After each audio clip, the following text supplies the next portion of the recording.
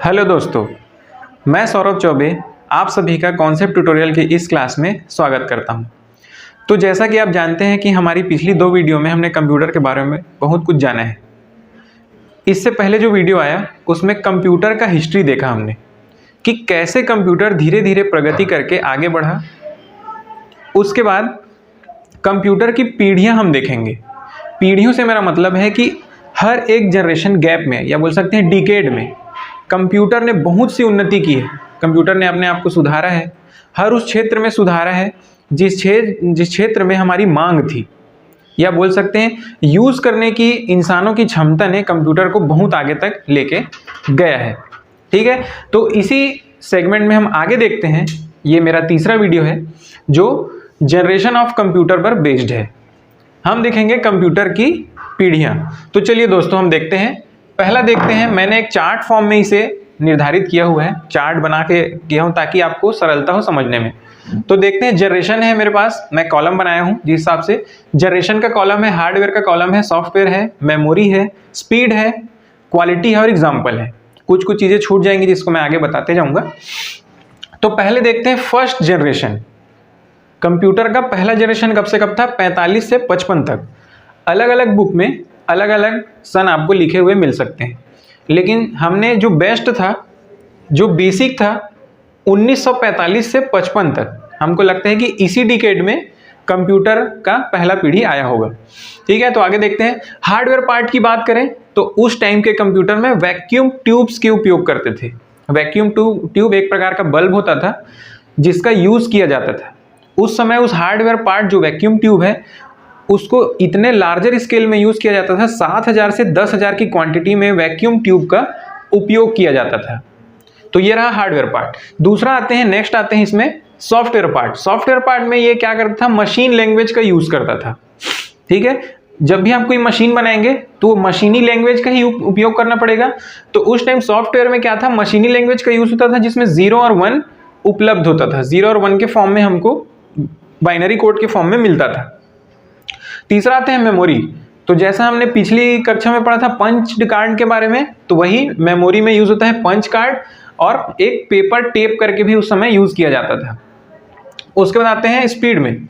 Speed तो जैसा कि आप जानते हैं, अगर बहुत बड़ा कंप्यूटर बनाया है तो उसका स्पीड क्या था? बहुत कम था, एकदम स्लो, जिसको बोल सकते हैं मिली सेकेंड। मिली सेकेंड में वो क्या करता था?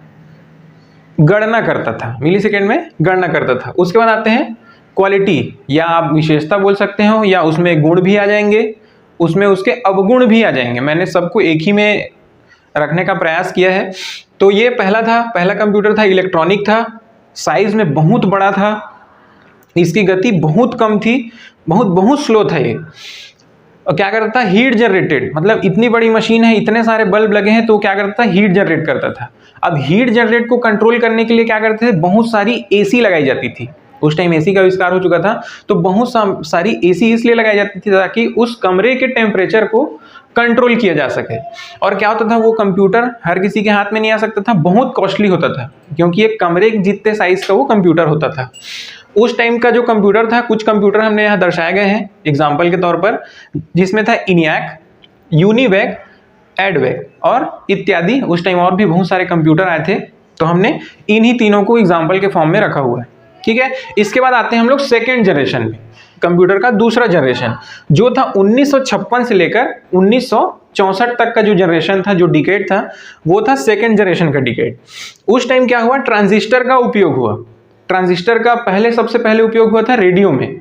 तो रेडियो में उपयोग को देखते हुए कंप्यूटर को बनाने के लिए ट्रांजिस्टर का उपयोग किया गया, जो वैक्यूम ट्यूब से तो सस्ता ही था और सरल था यूज करने के लिए। और इससे ये हुआ कि वैक्यूम ट्यूब जो इतने भारी मात्रा में लगाते थे, तो कंप्यूटर का साइज छोटा हो गया, थोड़ा छोटा करके ट्रांजिस्टर का उपयोग करके छोटा होने लग गया।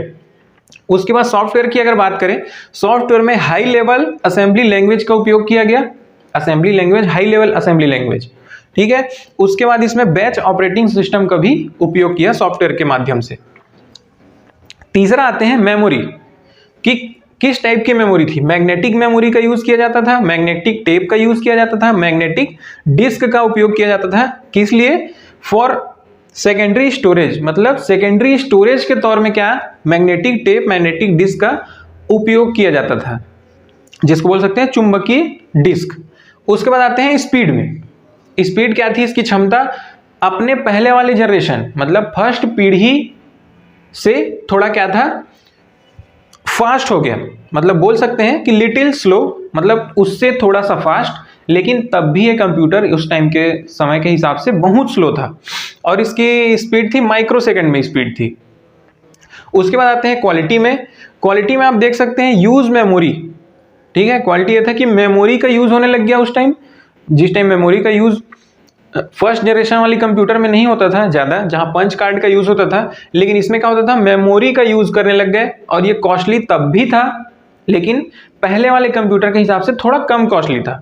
उसके बाद smaller than first generation computer, मतलब मैं बोल रहा हूं ट्रांजिस्टर के उपयोग ने पहले जनरेशन के कंप्यूटर को इस जनरेशन में छोटा बना दिया। उसके बाद हम एग्जाम्पल देख लेते हैं। एग्जाम्पल में IBM 1401 आया, यूनिवैक आया, PDP 8 आया और इत्यादि और भी कंप्यूटर आ रहे होंगे उस टाइम, लेकिन हमने उसको बस रखा है। उसके बाद आते हैं थर्ड जनरेशन ऑफ कंप्यूटर में, कंप्यूटर की तीसरी पीढ़ी जो 1965 से 75 तक मानी जाती है, ठीक है। इसमें हार्डवेयर पार्ट था IC चिप, जिसको बोलते हैं इंटीग्रेटेड सर्किट। तो बहुत सारे ट्रांजिस्टरों के पावर को मिला के एक IC का निर्माण किया गया, जिसको हम लोग बोलते हैं इंटीग्रेटेड सर्किट। जब भी आपका मोबाइल खराब होता है, अभी के टाइम में जब भी मोबाइल खराब होता है, जब भी कोई लैपटॉप, जब भी कोई सिस्टम खराब होता है, तब हमेशा आपको ये कहा जाता है कि इसका IC खराब हो गया था, पैनल का IC खराब हो गया, कीपैड का IC खराब हो गया। तो वही ये IC है जिसका उपयोग किया गया, IC चिप का उपयोग। उसके बाद आता है ये smaller scale integration medium, smaller scale integrated, SSI बोलते हैं इसको, SSI स्मॉलर स्केल इंटीग्रेशन हो गया, और मीडियम स्केल इंटीग्रेशन, ये दोनों इसमें उपयोग होने लगा। और LSI लार्ज स्केल इंटीग्रेशन भी इसी जनरेशन में उपयोग किया गया। इसको आप बोल सकते हैं कंप्यूटर के क्षेत्र में ये क्रांति लाया, ये सारी चीजें IC चिप लाया, स्मॉलर SSI लाया और MSI भी लाया, और LSI जो लार्ज स्केल इंटीग्रेशन जिसको बोलते हैं वो भी लाया। उसके बाद आता है सॉफ्टवेयर वाला पार्ट।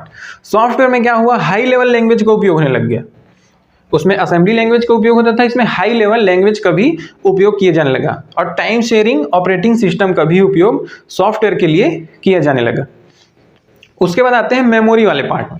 मेमोरी वाले में मैग्नेटिक मेमोरी का यूज किया जाने लगा। पहले डिस्क और टेप का उपयोग होता था, इस टाइम मैग्नेटिक मेमोरी का उपयोग होने लग गया। उसके बाद ये क्या हो गया, लार्जर कैपेसिटी डिस्क का उपयोग किए जाने लगा। इसमें ऐसे डिस्क बनाने लग गए जो बहुत ज्यादा डाटा स्टोरेज की क्षमता रखता था उस समय के हिसाब से। उसके बाद यूज फॉर सेकेंडरी स्टोरेज, तो इन सब का यूज क्या करते थे, सेकेंडरी स्टोरेज। जैसे अभी आप सेकेंडरी स्टोरेज के लिए क्या करते हैं, पेन ड्राइव लगाते हैं, चिप लगाते हैं, उसी टाइम उसी प्रकार से मैग्नेटिक मेमोरी या लार्जर कैपेसिटी डिस्क लोग को क्या करते थे, यूज फॉर सेकेंडरी स्टोरेज, मतलब सेकेंडरी स्टोरेज के लिए इसका उपयोग किया जाता था। उसके बाद स्पीड की अगर बात करें तो ये नैनो सेकेंड में काम करने लग गया, मतलब ये अपेक्षाकृत अपने दोनों पीढ़ियों से थोड़ा फास्ट हो गया। बहुत ज़्यादा फास्ट तो नहीं बोलेंगे, लेकिन उन दोनों जनरेशन से बहुत ज़्यादा फास्ट हो गया। उसके बाद आते हैं क्वालिटी में। हार्ड डिस्क का यूज होने लग गया, HDD हार्ड डिस्क ड्राइव का यूज करने लग गए हम। उसके बाद सॉफ्टवेयर का यूज करने लग गए इसी जनरेशन में। थर्ड जनरेशन से क्या होने लग गया, हार्ड डिस्क सॉफ्टवेयर का उपयोग करने लग गया। यूज ऑफ मॉनिटर, मतलब उस टाइम मॉनिटर का भी उपयोग होने लग गया। कीबोर्ड का उपयोग होने लग गया, अपेक्षाकृत ये बहुत फास्ट चलने लग गया। Small and cheap cost, small मतलब अपनी दोनों पीढ़ियों के कंप्यूटर से क्या होने लग गया, थोड़ा सा छोटा हो गया, मतलब उनसे तो छोटा ही हो गया। और क्या हो गया, चीप कॉस्ट, मतलब खर्च भी इसमें कम होने लग गया।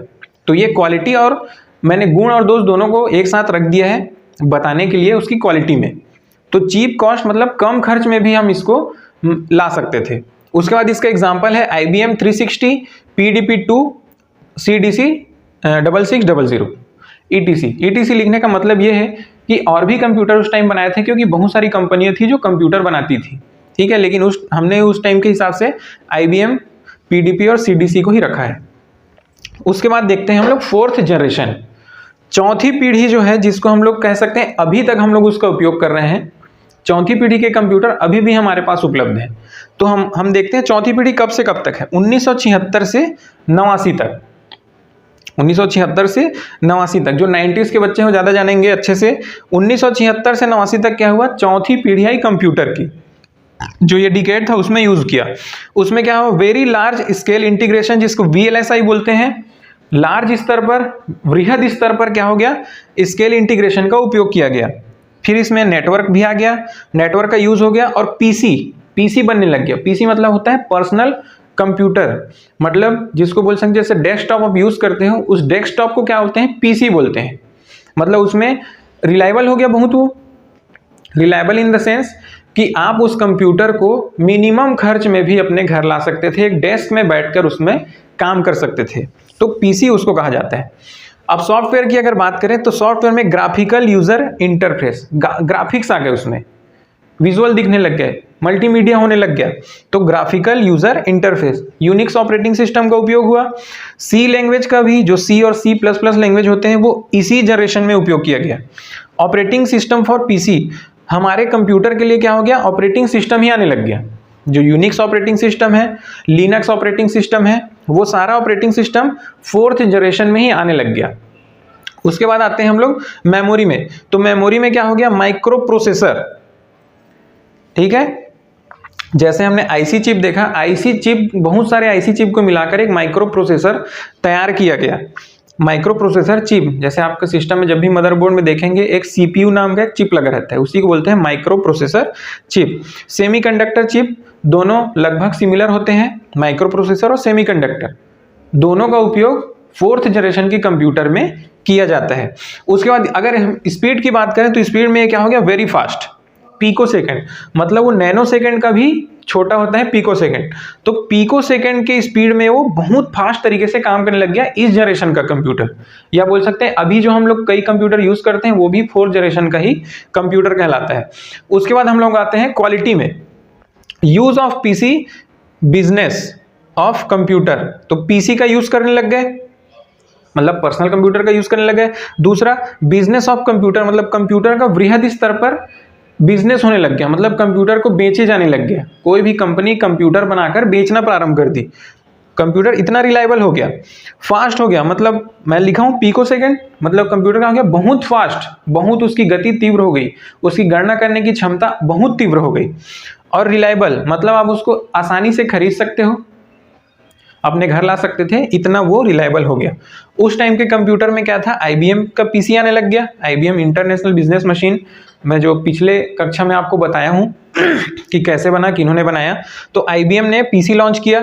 एप्पल का नाम भी सुने होंगे, एप्पल ने भी अपना पीसी दिया। और डेस्कटॉप मतलब एक डेस्क में उसको रख कर यूज कर सकते थे, ऐसा मशीन, ऐसा कंप्यूटर उन्होंने बनाया। चौथी पीढ़ी का जो हमारा तरक्की हुआ उसमें। उसके बाद आते हैं हम कंप्यूटर के 5वें जनरेशन में। यह एक ऐसा जनरेशन है जो अभी तक प्रगति पर है। इस जनरेशन का हम लोग डेफिनेशन नहीं कर सकते।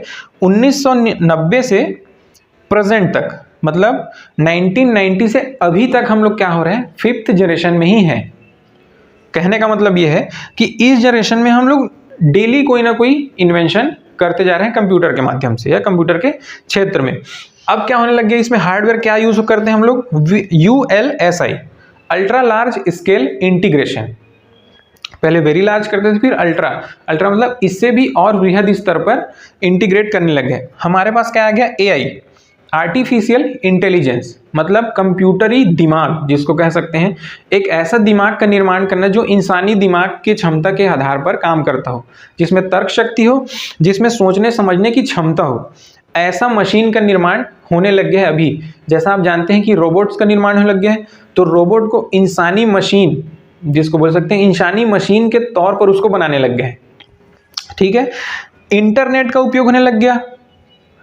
इससे पहले वाले में नेटवर्क का उपयोग होता था, नेटवर्क के बनने के बाद इंटरनेट का प्रयोग होने लग गया। इंटरनेट तो आप सभी जानते ही हैं, मोबाइल में, कंप्यूटर में आप लोग चलाते हैं, तो इंटरनेट से सूचना का आदान प्रदान हमारे स्केल में बढ़ते चला गया।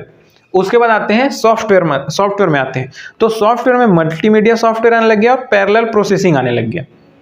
मल्टीमीडिया सॉफ्टवेयर मतलब आप कहीं भी गाना सुन सकते हैं, कोई भी मूवी देख सकते हैं, कोई भी वीडियो प्ले कर सकते हैं, तो वो होता है मल्टीमीडिया सॉफ्टवेयर। ऐसे ऐसे सॉफ्टवेयर का निर्माण होने लग गया जिसमें आप बही खाता बना सकते हैं, जिसको बोलते हैं MS वर्ड बोलते हैं। MS ऑफिस का एक पैकेज आने लग गया जिसमें MS एक्सेस होता है, MS पावर पॉइंट होते हैं, MS एक्सेल होते हैं। तो सारी चीज़ें आप कंप्यूटर के माध्यम से इस जनरेशन में करना ही स्टार्ट कर दिया। 4th जनरेशन में जो जो सॉफ्टवेयर आए थे उसका अपग्रेडेड वर्जन अब इस जनरेशन में आने लग गया है। उसके बाद आते हैं मेमोरी में, तो मेमोरी में वर्चुअल मेमोरी और आने लग गया ऑप्टिकल डिस्क। वर्चुअल मेमोरी और ऑप्टिकल डिस्क मतलब हम लोग क्या यूज करने लग गए हैं, पेन ड्राइव यूज करते हैं, चिप यूज करते हैं। ऑप्टिकल डिस्क मतलब CD DVDs यूज करते हैं, ये सारे ऑप्टिकल डिस्क कहलाते हैं। उसके बाद आता है स्पीड। अब आते हैं स्पीड, उसका क्षमता देखिए सुपर फास्ट, मतलब आप समझ सकते हैं कि इसका प्रोसेसिंग का क्षमता कितना अधिक बृहद है, या ये बहुत फास्ट हो चुका है। उसके बाद आते हैं इसकी क्वालिटी में। अब ये अपने पुराने जनरेशन जो पिछले 4 जनरेशन निकले हैं उनसे तो ज़्यादा है फास्ट हो गई। स्मॉलर मतलब बहुत छोटा, पॉकेट साइज का भी कंप्यूटर आप रख सकते हैं। जो मोबाइल अभी स्मार्टफोन आने लग गए हैं वो सारे पॉकेट साइज हैं। टैबलेट आने लग गए हैं वो भी पॉकेट साइज है। लैपटॉप आने लग गया है, हाथ में आप पुस्तक जैसे पकड़ के उसको घूम सकते हो। इतना छोटा हो गया है इस जनरेशन का कंप्यूटर। प्लग एंड प्ले मतलब केवल आपको प्लग करना है, मतलब पावर देना है और सीधा चलाना है, इतना इजी हो गया है। या इसको बोल सकते हैं इजी टू यूज, ये भी बोल सकते हैं। इसके क्वालिटी में यूज करने में बहुत आसान, कोई भी व्यक्ति इसको आसानी से यूज कर सकता है। उसके बाद इसके एग्जांपल में देखें तो हमारे पास लैपटॉप है जो मैं अभी बताया। मैकबुक आने लग गया है जिसको आप, मैकबुक मतलब एप्पल का दिया हुआ मैकबुक है। नोटबुक, ठीक है, नोटबुक मतलब एक नोटबुक जैसा लैपटॉप या कंप्यूटर आप अपने हाथ में लेके चल सकते हैं। और इसी समय क्या हुआ निर्माण, सुपर कंप्यूटर का भी निर्माण इसी में हुआ है 5th जनरेशन के स्टार्टिंग में, क्योंकि सुपर कंप्यूटर सभी कंप्यूटरों से बहुत फास्ट होता है, इसलिए उसका नाम सुपर कंप्यूटर रखा गया है। तो ये मैंने एक चार्ट बनाया है दोस्तों आप सभी के लिए। इस चार्ट को आप नोट कर सकते हैं या इसका स्क्रीनशॉट ले सकते हैं, आपके हमेशा काम आने वाला है। इन चीज़ों को अगर आप याद कर लेते हैं तो आपके सारे जनरेशन आपको मुखाग्र याद रहेंगे, आपको हर जनरेशन में कोई दिक्कत नहीं आएगा। तो इसी के साथ मिलते हैं अगले वीडियो में, तब तक के लिए धन्यवाद, बाय बाय।